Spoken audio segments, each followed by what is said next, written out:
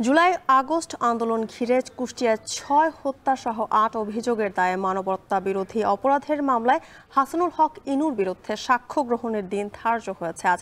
সেখানে আছেন সহকর্মী ইমদাদুল আজা, চলে যাচ্ছি তার কাছে। ইমদাদ, সাক্ষ্য গ্রহণ কখন শুরু হবে? সালমান এফ রহমান ও আনিসুল হককে কোন মামলায় আনা হয়েছে ট্রাইব্যুনালে, জানাবেন। হ্যাঁ, জ্যোতি, সালমান এফ রহমান এবং আনিসুল হককে জুলাই আগস্টে সংগঠিত যেসব অপরাধ, মানবতা বিরোধী অপরাধ রয়েছে সেসব মামলায় তাদেরকে কিছুক্ষণ আগে ট্রাইব্যুনালে হাজির করা হয়েছে।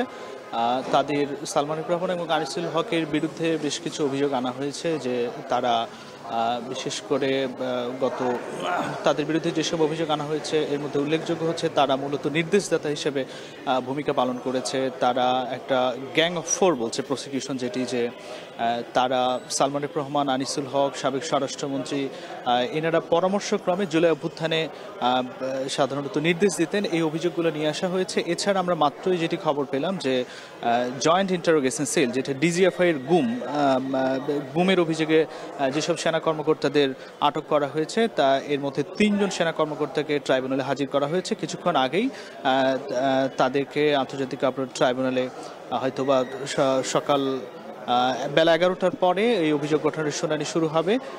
এছাড়া আজকে কুষ্টিয়ায় হাসানুল হক ইনুর বিরুদ্ধে বেশ কিছু অভিযোগ আনা হয়েছে। তার বিরুদ্ধে 8টি অভিযোগ আনা হয়েছে মানবতা বিরোধী অপরাধের মামলায়।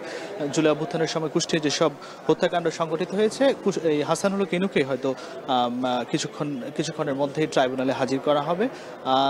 তো এখানে আজকে আরও বেশ কিছু মামলার শুনানি চলবে। এর মধ্যে রয়েছে যে ডিজিএফআই এর যে গুমের অভিযোগের মামলা, এর মধ্যে 3 জনকে আনা হয়েছে। ডিজিএফআই এর সাধারণত 28 সেনা কর্মকর্তার বিরুদ্ধে অভিযোগ আনা হয়েছে মোট। এর মধ্যে ডিজিএফআই এর 3 জন। এই মামলাটিতে আসামি হচ্ছে